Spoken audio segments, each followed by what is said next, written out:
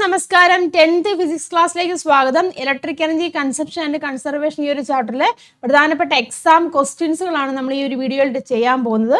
അപ്പോൾ ഈ ഒരു ചാപ്റ്ററിൽ നിങ്ങൾക്ക് അറിയാം ഒരുപാട് പ്രോബ്ലംസ് ഉണ്ട് അല്ലേ.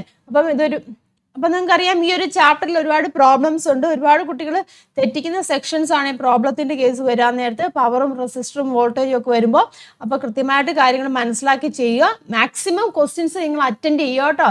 എവിടെ നിന്നൊക്കെ ക്വസ്റ്റ്യൻസ് കിട്ടാമോ അങ്ങനെയുള്ള ക്വസ്റ്റ്യൻസ് എല്ലാം നിങ്ങൾ കളക്ട് ചെയ്തിട്ട് ചെയ്ത് തന്നെ പഠിക്കുക. അപ്പോൾ ഓട്ടോമാറ്റിക്കായിട്ട് ഒരു ക്വസ്റ്റ്യൻ കാണുമ്പോൾ നിങ്ങൾക്ക് മനസ്സിലാവും ഏത് രീതിയിലാണ് ചെയ്യേണ്ടതെന്ന്. എന്തായാലും നമുക്ക് ഫസ്റ്റ് ക്വസ്റ്റ്യൻ നോക്കാം. The diagram shows a simple electric circuit with a resistor R connected to a cell. How much heat is generated in the resistor in 10 seconds? അവിടെ ഒരു സർക്യൂട്ട് ഡയഗ്രാം തന്നിട്ടുണ്ടല്ലേ. എന്താണ് ഒരു റെസിസ്റ്റർ ഇല്ലേ. റെസിസ്റ്റർ ഒരു battery ആയിട്ട് ഒരു സെല്ലുമായിട്ട് connect ചെയ്തിരിക്കുന്നത്. മനസ്സിലായല്ലോ. അതിലൂടെ എന്താണ് കറണ്ട് ഫ്ലോ ചെയ്യുന്നത്. എത്രയാണ്? 2 ആംപിയർ കറണ്ട് ഫ്ലോ ചെയ്യുന്നു. റെസിസ്റ്ററിന്റെ റെസിസ്റ്റൻസ് എത്രയാണ്? 5 ഓം ആണ്. എന്താണ് കണ്ടുപിടിക്കാൻ ചോദിച്ചിരിക്കുന്നത്? How much heat is generated ഇല്ലേ. ആ റെസിസ്റ്ററിലൂടെ എന്തുമാത്രം ഹീറ്റ് ജനറേറ്റ് ചെയ്യുന്നുണ്ട്. എത്രയാണ്? 10 സെക്കൻഡിൽ. മനസ്സിലായല്ലോ. അപ്പോൾ ആദ്യമേ നമുക്ക് തന്നിരിക്കുന്ന കാര്യങ്ങൾ എടുത്തെഴുതണം കേട്ടോ. അത് ഇമ്പോർട്ടൻ്റ് ആണ്. പ്രോബ്ലം ചെയ്യാൻ വേണ്ടി നമുക്ക് ആദ്യമേ തന്നിരിക്കുന്ന കാര്യങ്ങൾ എടുത്തെഴുതുക. എന്തൊക്കെയുണ്ട്? കറണ്ട് ഇവിടെ തന്നിട്ടുണ്ടല്ലേ. കറണ്ട് എത്രയാണ്? 2 ആംപിയർ ആണ്. ദെൻ റെസിസ്റ്റൻസ് തന്നിട്ടുണ്ട്. എത്രയാണ്? 5 ഓം ആണ്. പിന്നെ സമയം അല്ലേ. സമയം ടി എത്രയാണ്? 10 സെക്കൻഡ് ആണ്. സമയം തരുമ്പോൾ നിങ്ങൾ പ്രത്യേകം നോക്കണം അത് മിനിറ്റിലാണോ സെക്കൻഡിലാണോ എന്നുള്ളത്. എപ്പോഴും സമയം നമ്മൾ കാൽക്കുലേറ്റ് ചെയ്യാൻ എടുക്കേണ്ടത് സെക്കൻഡിലാണ് എടുക്കേണ്ടത് കേട്ടോ. മിനിറ്റിലാണെന്നുണ്ടെങ്കിൽ അതിനെ നമ്മൾ കൺവേർട്ട് ചെയ്ത് സെക്കൻഡിലേക്ക് ആക്കണം. മിനിറ്റിനെ കൺവേർട്ട് ചെയ്യുന്നത് എങ്ങനെയാണ്? 60 കൊണ്ട് മൾട്ടിപ്ലൈ ചെയ്ത് വെച്ചാൽ മതി. 60 വെച്ച് മൾട്ടിപ്ലൈ ചെയ്താൽ മിനിറ്റിനെ നമുക്ക് സെക്കൻഡിലേക്ക് കൺവേർട്ട് ചെയ്യാൻ സാധിക്കും. മനസ്സിലായല്ലോ. അപ്പോൾ നമുക്കിവിടെ എന്തും കണ്ടുപിടിക്കണം?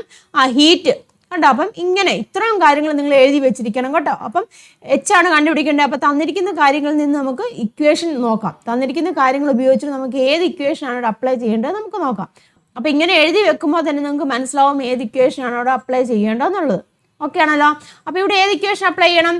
ഐ ഉണ്ട്, ആർ ഉണ്ട്, ടി ഉണ്ട്. അപ്പം ഹീറ്റ് കണ്ടുപിടിക്കാൻ ഏത് ഇക്വേഷനാണ്? H is equal to I square R T നമുക്ക് അവിടെ അപ്ലൈ ചെയ്താൽ മതി. മനസ്സിലായല്ലോ. അപ്പം ഐ എത്രയാണ്? 2 ആണ്. അപ്പം 2 സ്ക്വയർ. ആർ എന്ന് പറഞ്ഞാൽ എത്രയാണ്? 5 ആണ്. ദെൻ ടി എന്ന് പറഞ്ഞാൽ 10 ആണ്. എല്ലാം കൂടെ മൾട്ടിപ്ലൈ ചെയ്യുക. അപ്പോൾ എത്ര വരും? 200 കേട്ടോ. 200 ജൂൾ എന്ന് വരും. അപ്പോൾ അവിടെ ജനറേറ്റ് ചെയ്ത ഹീറ്റ് എന്ന് പറഞ്ഞാൽ എത്രയാണ്? 200 ജൂളാണ്. അതായത് ഫസ്റ്റ് ക്വസ്റ്റ്യൻ ആണ്. നമുക്ക് അടുത്ത ക്വസ്റ്റ്യൻ നോക്കാം. സെക്കൻഡ് ക്വസ്റ്റ്യൻ നോക്കാം. An electric device has a resistance of 30 ohm and is designed to operate at a power of 120 watt. What voltage must be applied to get this power? Question മനസ്സിലായോ? 30 ഓം പ്രതിരോധമുള്ള ഒരു വൈദ്യുതോപകരണം 120 watt power ലഭിക്കത്തക്ക വിധത്തിലാണ് രൂപകൽപ്പന ചെയ്തിരിക്കുന്നത്. ഈ ഉപകരണം ഏത് വോൾട്ടേജിൽ പ്രവർത്തിക്കുമ്പോഴാണ് ഈ പവർ ലഭിക്കുന്നതെന്നാണ് ചോദിച്ചിരിക്കുന്നത്. അതായത് ഒരു എക്യുപ്മെൻ്റ് ആണ്. അതിൻ്റെ പ്രതിരോധം എന്ന് പറഞ്ഞിരിക്കുന്നത് 30 ഓം തന്നിട്ടുണ്ട്. അതിൻ്റെ പവർ 120 വാട്ട് പവറും കിട്ടും. അപ്പം 120 വാട്ട് പവറിൽ ലഭിക്കണമെങ്കിൽ അതിൽ എത്ര വോൾട്ടേജ് ആയിരിക്കണം അതിൽ ഉപയോഗിക്കേണ്ടതെന്നാണ് ചോദിച്ചിരിക്കുന്നത്. തന്നിരിക്കുന്ന കാര്യങ്ങൾ എടുത്തെഴുതാം. റെസിസ്റ്റൻസ് തന്നിട്ടുണ്ട്. ആർ എത്രയാണ്? 30 ഓം തന്നിട്ടുണ്ട്. പവറും തന്നിട്ടുണ്ട് അല്ലേ. 120 വാട്ടും തന്നിട്ടുണ്ട്. എന്താണ് ഇവിടെ കണ്ടുപിടിക്കേണ്ടത്? വോൾട്ടേജ് ആണ് നമുക്ക് കണ്ടുപിടിക്കേണ്ടത്. അപ്പോൾ ആറും പിയും ഉള്ളൂ. ദെൻ വോൾട്ടേജ് കണ്ടുപിടിക്കണം. അപ്പോൾ ഏത് ഇക്വേഷൻ ഉപയോഗിക്കാം? പവറിൻ്റെ equation P is equal to V square by R എന്ന ഇക്വേഷൻ അപ്ലൈ ചെയ്യാലോ. അതിൽ നമുക്ക് V ആണ് കണ്ടുപിടിക്കേണ്ടത്. അപ്പോൾ ഇക്വേഷൻ റീഅറേഞ്ച് ചെയ്യുക. V square is equal to ഇതിങ്ങനെ എടുക്കാമല്ലോ. ക്രോസ് മൾട്ടിപ്ലൈ ചെയ്യാം. P ഇൻറ്റു ആർ എന്ന് എഴുതാം അല്ലേ. അപ്പോൾ എത്ര വരും? പവർ ഇവിടെ തന്നിട്ടുണ്ട് 120 ആണ്. ആറെന്ന് വെച്ചാൽ 30 ആണ് വരുന്നത്. അപ്പോൾ എത്രയാണ് വരുന്നത്? 3600 എന്ന് വരും. അതെന്താണ്? V സ്ക്വയർ ആണ് തന്നിരിക്കുന്നത്. നമുക്ക് V കണ്ടുപിടിക്കാമല്ലോ. റൂട്ട് എടുത്ത് വെച്ചാൽ മതി അല്ലേ. അപ്പം റൂട്ട് ഓഫ് 3600 എത്ര വരും? 60 എന്ന് വരും അല്ലേ. അപ്പോൾ വോൾട്ടേജ് എത്രയാണ് വന്നത്? 60 വോൾട്ട് എന്ന് വന്നു. മനസ്സിലായല്ലോ. ഇനി അടുത്ത ക്വസ്റ്റ്യൻ നോക്കാം. Third one. എന്താണ്? In a house 4 lamps of 60 watt each are used for 3 hours a day. ഒരു വീട്ടിൽ 4 ലാമ്പുകൾ അല്ലേ. അത് 60 വാട്ടിനാണ് 3 മണിക്കൂർ വർക്ക് ചെയ്യുന്നു.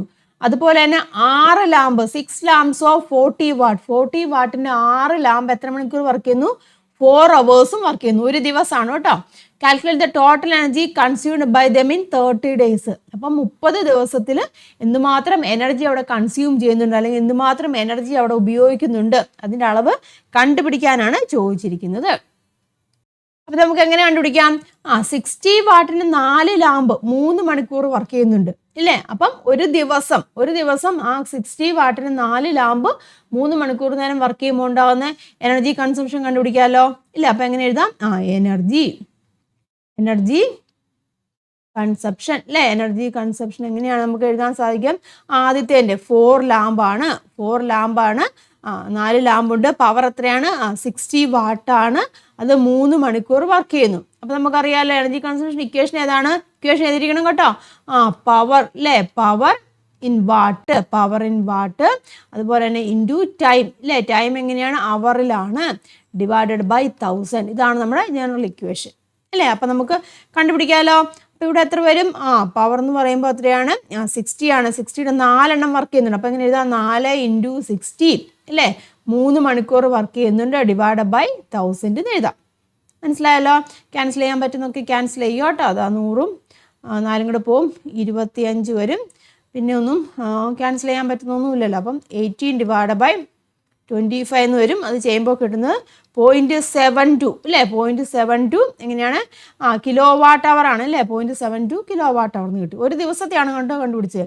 ഇനി വേണമെന്നുണ്ടെങ്കിൽ ഇവിടെ നമുക്ക് ഡയറക്റ്റ് ആയിട്ട് 30 ഡേയ്സും കണ്ടുപിടിക്കാം കേട്ടോ. അങ്ങനെ വേണമെങ്കിൽ ചെയ്യാം. അല്ലെങ്കിൽ ഒരു ദിവസത്തെ കണ്ടുവച്ച് അത് ആഡ് ചെയ്ത് വെച്ച് പിന്നെ 30 ഡേയ്സിനെ കണ്ടുവച്ചാൽ മതി. ഓക്കെ ആണല്ലോ? നമ്മൾ ആദ്യത്തെ ഒരു ഡിവൈസിൻ്റെ കണ്ടു. ഇനി അതുപോലെ തന്നെ രണ്ടാമത്തെ ഡിവൈസിൻ്റെ എനർജി കൺസപ്ഷൻ അതായത് എഴുതാം കേട്ടോ. എനർജി നിങ്ങൾ എഴുതി സ്റ്റെപ്പുകളൊക്കെ എഴുതി തന്നെ ചെയ്യണം കേട്ടോ. എനർജി കൺസപ്ഷൻ അല്ലേ? രണ്ടാമത്തെ എന്തൊക്കെയാണ്? 6 ലാമ്പ് അല്ലേ? 40 വാട്ടിൻ്റെ 6 ലാമ്പാണ്. അതെങ്ങനെയാണ്? 4 മണിക്കൂർ വർക്ക് ചെയ്യുന്നു അല്ലേ? അപ്പോൾ എങ്ങനെ എഴുതാൻ സാധിക്കും? 6 × 40 × 4 ഡിവൈഡ് ബൈ 1000 എന്ന് എഴുതാം. മനസ്സിലായല്ലോ? ക്യാൻസൽ ചെയ്യാം. ഇവിടെ എന്താണെന്ന് നോക്കി 4 ഒന്നും പോയി 25 വരും. പിന്നെ എത്രയാണ്? 24 ഡിവൈഡ് ബൈ 25 എന്ന് വരും കേട്ടോ. അപ്പോൾ എത്രയാണ് വരുന്നത്? 0.96 എന്ന് വരും കേട്ടോ. 0.96 കിലോ വാട്ട് അവർ. മനസ്സിലായല്ലോ? അപ്പോൾ ഒരു ദിവസത്തെ 2 ഉപകരണത്തിനും കിട്ടി. അപ്പോൾ നമുക്ക് ടോട്ടൽ എനർജി കണ്ടുപിടിക്കാമല്ലോ. ടോട്ടൽ എനർജി ഇൻ 1 ഡേ കേട്ടോ. ഒരു ദിവസത്തെ ടോട്ടൽ എനർജി കൺസപ്ഷൻ കേട്ടോ ഇൻ 1 ഡേ എന്ന് പറയുമ്പോൾ എത്രയാണ്? 0.72 പ്ലസ് പോയിന്റ് ഇല്ലേ? 0.96. അപ്പോൾ എത്ര വരും? ദാറ്റ് ഈസ് ഈക്വൽ ടു 1.68 എന്ന് വരും. 1.68 കിലോ വാട്ട് അവർ ഒരു ദിവസത്തെ. മനസ്സിലായല്ലോ? അങ്ങനെയാവുകയാണെങ്കിൽ ഒരു മാസത്തെ കണ്ടുപിടിക്കാമല്ലോ. ഇനി എന്താണ് എഴുതുന്നത്? ടോട്ടൽ എനർജി ഇല്ലേ? ഒരു മാസത്തെ കണ്ടുപിടിക്കണ്ട. അപ്പോൾ ടോട്ടൽ എനർജി അല്ലേ? കൺസപ്ഷൻ അല്ലേ? Total energy consumption in 1 month ഇല്ലേ? ഒരു മാസത്തിൽ എന്തുമാത്രം എനർജി ഉപയോഗിക്കുന്നുണ്ട്. അപ്പോൾ എന്താ മതി? 1.68 × 30 ചെയ്യുക. അപ്പോൾ കിട്ടുന്ന ആൻസർ എന്ന് പറഞ്ഞാൽ 50.4 കേട്ടോ. 50.4 കിലോ വാട്ട് അവർ എന്നാണ് നമുക്ക് കിട്ടുന്നത്. അല്ലെങ്കിൽ 50.4 യൂണിറ്റ്. ഇനി അതിൻ്റെ പ്രൈസും കൂടെ തരുവാണെന്നുണ്ടെങ്കിൽ അതും കൂടെ നമ്മൾ മൾട്ടിപ്ലൈ ചെയ്യുക. അപ്പോൾ ഒരു യൂണിറ്റിന് എത്ര പ്രൈസാണെന്ന് പറയുവാണെന്നുണ്ടെങ്കിൽ അതും കൂടെ വെച്ച് മൾട്ടിപ്ലൈ ചെയ്യുക കേട്ടോ. അപ്പോൾ ഇങ്ങനെയാണ് ചെയ്യേണ്ടത്. അപ്പം ഈ ഒരു ക്വസ്റ്റ്യൻ ഷുവറാണ്. അപ്പം ഇക്വേഷൻ കേട്ടോ എല്ലാത്തിലും നിങ്ങൾ ഇക്വേഷൻ ഷുവറായിട്ടും എഴുതിയിരിക്കണം. അതുപോലെ തന്നെ യൂണിറ്റ് നിർബന്ധമാണ്. അടുത്ത ക്വസ്റ്റ്യൻ നോക്കിയേ. 4ാമത്തെ ക്വസ്റ്റ്യൻ ആണ്. എന്താണ് ഇവിടെ പറഞ്ഞിരിക്കുന്നത്? The figure shows nichrome wire kept at the same temperature. Nichrome wire ആണ് കേട്ടോ. പല ഏരിയ ഓഫ് ക്രോസ് സെക്ഷൻ പല രീതിയിലാണ് അല്ലേ? PQ പറഞ്ഞിട്ട് 3 നിക്രോം വയർ ആണ്. അത് സെയിം ടെമ്പറേച്ചറിലാണ് വെച്ചിരിക്കുന്നത്. ക്ലിയർ ആയല്ലോ? Which has higher resistance? Why. ഏതിനാണ് ഹയർ റെസിസ്റ്റൻസ്? വൈ. PQR ഉണ്ട് ഇല്ല? അപ്പോൾ ഏതിനായിരിക്കും ഹയർ റെസിസ്റ്റൻസ് എന്ന് പറഞ്ഞിരിക്കുന്നത്? റെസിസ്റ്റൻസ് ഓഫ് എ വയർ എന്തിനെയൊക്കെ ഡിപ്പെൻഡ് ചെയ്യുന്നുണ്ട്? നമ്മൾ പഠിച്ചിട്ടുണ്ടല്ലോ. ലെങ്തും അതുപോലെ തന്നെ തിക്നെസ് അല്ലെങ്കിൽ ഏരിയ ഓഫ് ക്രോസ് സെക്ഷനെ ഡിപ്പെൻഡ് ചെയ്യുന്നുണ്ട്. നമ്മൾ പഠിച്ചിട്ടുണ്ട് റെസിസ്റ്റൻസ് എന്ന് പറഞ്ഞിരിക്കുന്ന കാര്യങ്ങളല്ലേ? അപ്പോൾ ഇതാ നോക്കിയേ, ഇവിടെ നമുക്ക് സെയിം ലെങ്ത് ആണ്. അപ്പം ലെങ്തിൻ്റെ കാര്യം നമുക്ക് നോക്കേണ്ട കാര്യമില്ല. പിന്നെ എന്താണ്? ഏരിയ ഓഫ് ക്രോസ് സെക്ഷൻ നോക്കിയാൽ മതി. അപ്പം റെസിസ്റ്റൻസും ഏരിയ ഓഫ് ക്രോസ് സെക്ഷനും എങ്ങനെയാണ്? ഇൻവേഴ്സ്ലി പ്രപ്പോർഷണൽ എന്നല്ല നമ്മൾ പഠിച്ചിരിക്കുന്നത്. വിപരീത അനുപാതത്തിൽ നിന്നാണ് പഠിച്ചിരിക്കുന്നത് അല്ലേ? അപ്പോൾ ഇവിടെ ചോദിച്ചതാണ് ഹയർ റെസിസ്റ്റൻസ്. അതായത് റെസിസ്റ്റൻസ് ഇവിടെ കൂടണമെങ്കിൽ എങ്ങനെയായിരിക്കണം? ഏരിയ ഓഫ് ക്രോസ് സെക്ഷൻ എങ്ങനെയായിരിക്കണം? കുറവായിരിക്കണം. ശരിയല്ലേ? അപ്പോൾ ഏരിയ ഓഫ് ക്രോസ് സെക്ഷൻ ഇവിടെ ഏതിനാണ് കുറവ്? Pക്കാണ് കുറവ്. അല്ലേ? പിക്കാണ് കുറവ്. അതിന് കാരണം എന്താണ്? പി എന്താണ്? തിന്നറാണ് ഇല്ലേ? പി എന്ന് പറഞ്ഞിരിക്കുന്നത് തിന്നറാന്ന് പറയാം ഇല്ലേ? തിന്നർ അല്ലെങ്കിൽ എന്താണ്?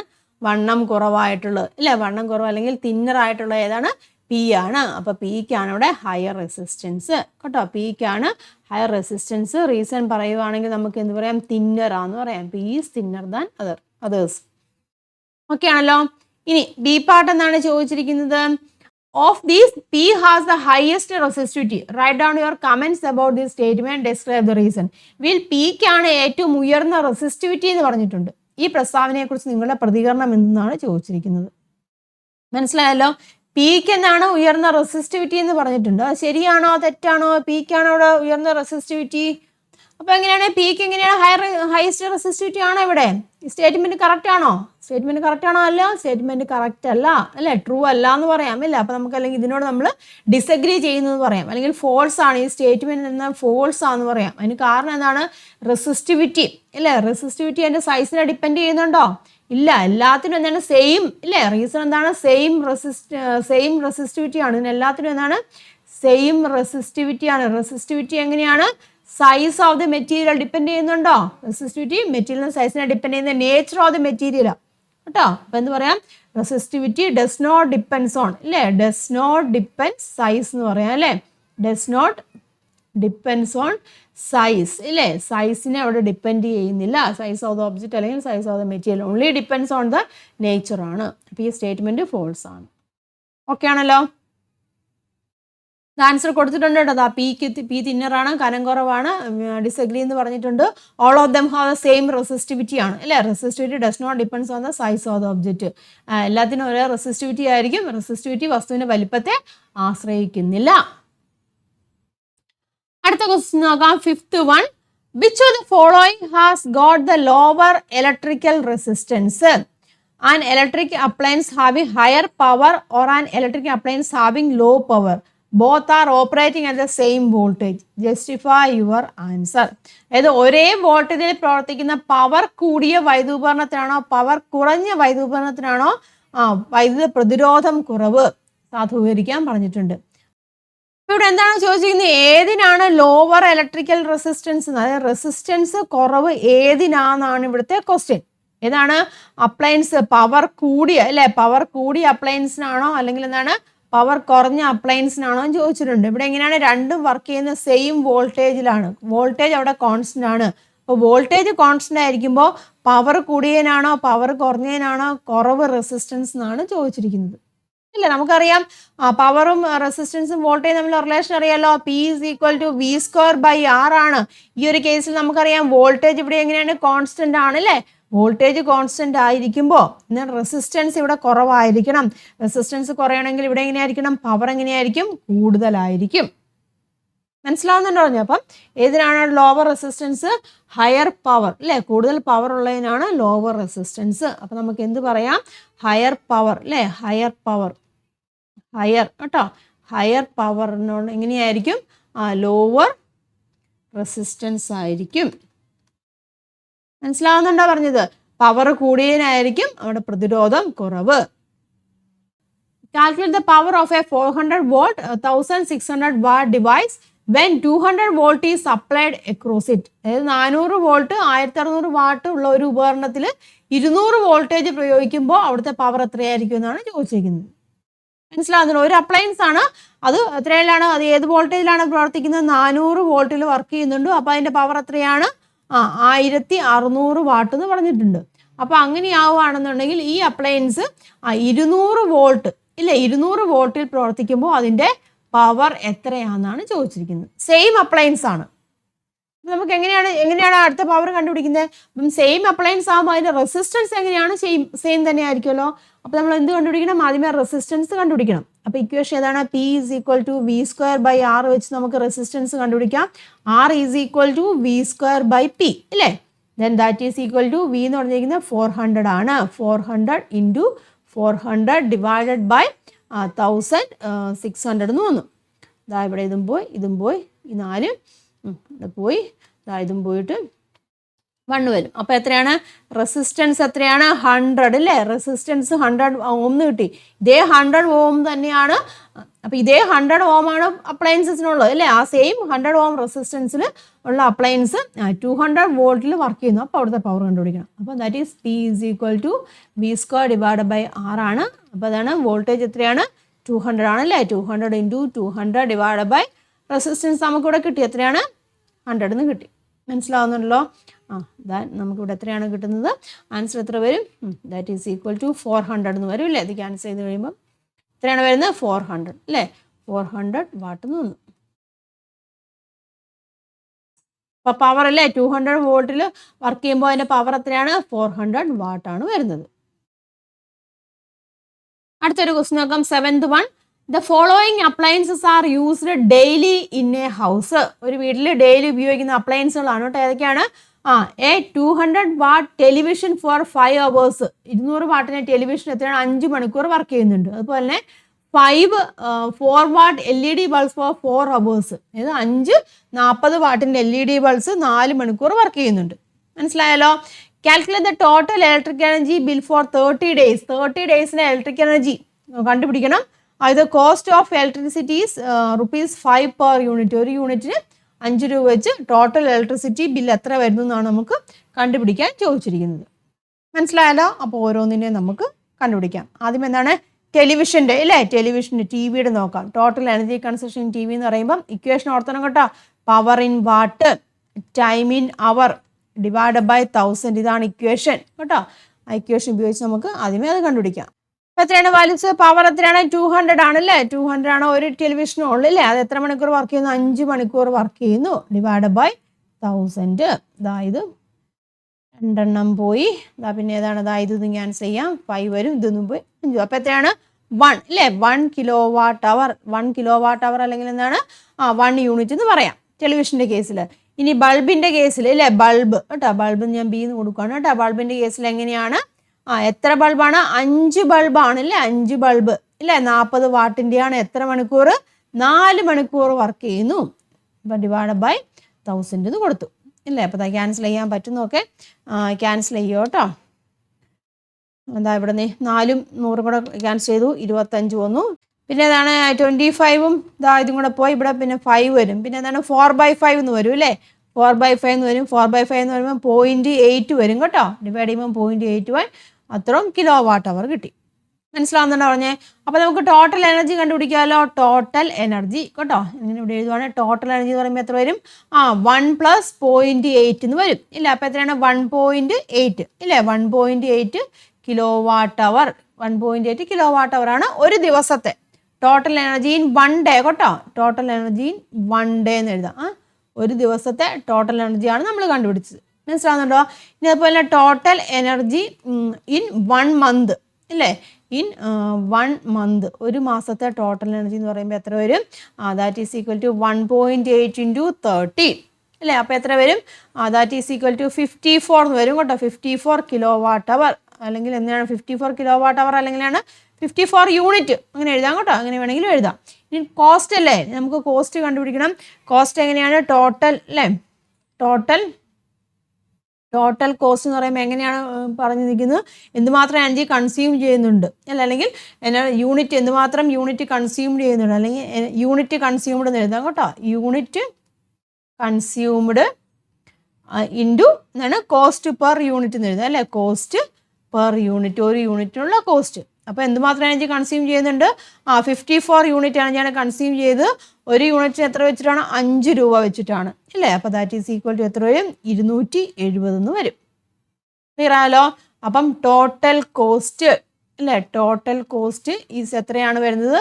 ₹270. 270 രൂപയാണ് ടോട്ടൽ കോസ്റ്റ് ഒരു മാസം വരുന്നത്. Next one, 8th one.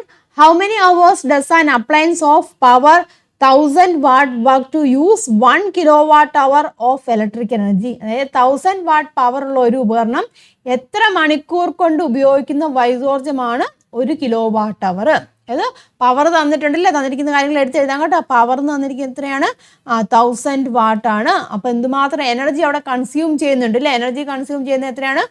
1 unit അല്ലെങ്കിൽ 1 kWh എന്ന് തന്നിട്ടുണ്ട് അല്ലേ? പിന്നെ എന്താണ് കണ്ടുപിടിക്കേണ്ടത്? സമയം അല്ലേ? സമയമാണ്, എത്ര മണിക്കൂർ വർക്ക് ചെയ്യുന്നുണ്ടെന്നാണ് നമുക്കിവിടെ കണ്ടുപിടിക്കാൻ ചോദിച്ചിരിക്കുന്നത്. മനസ്സിലായല്ലോ? ഇവിടെ നോക്കിയാൽ എനർജി കൺസംഷൻ കിലോ വാട്ട് അവറിലാണ് തന്നിരിക്കുന്നത് കേട്ടോ. അപ്പം നമുക്കറിയാം ഇക്വേഷൻ ഏതാണ്? Energy in kilowatt hour എന്ന് പറഞ്ഞിരിക്കുമ്പോൾ നമ്മുടെ ഇക്വേഷൻ നമ്മൾ പഠിച്ചിട്ടുള്ളതാണ്. Power in watt into time in hour അല്ലേ, ഡിവൈഡ് ബൈ 1000 എന്ന് പഠിച്ചിട്ടുള്ളതാണ്. നമുക്ക് ഇതിൽ ടൈം അല്ലേ കണ്ടുപിടിക്കണ്ടേ? അപ്പം ടൈമിന് അവിടെ നിർത്തുക, ബാക്കി ക്വാണ്ടിറ്റി അല്ലേ എടുക്കുക. അപ്പം ടൈം ഇൻ അവർ ആണ് നമുക്ക് അവിടെ കണ്ടുപിടിക്കേണ്ടത്. അപ്പം എങ്ങനെയാണ്? എനർജി അല്ലേ, energy into 1000 divide by power equal to energy എന്ന് പറഞ്ഞാൽ എത്രയാണ്? 1 ആണ്. ദെൻ 1000 ഡിവൈഡ് ബൈ പവർ എത്രയാണ് വരുന്നത്? 1000 അല്ലേ, പവർ 1000 ആണ്. ക്യാൻസൽ ചെയ്ത് പോകുമ്പോൾ എത്രയാണ്? 1 അല്ലേ, 1 അവർ. അപ്പോൾ സമയം എത്രയാണ്?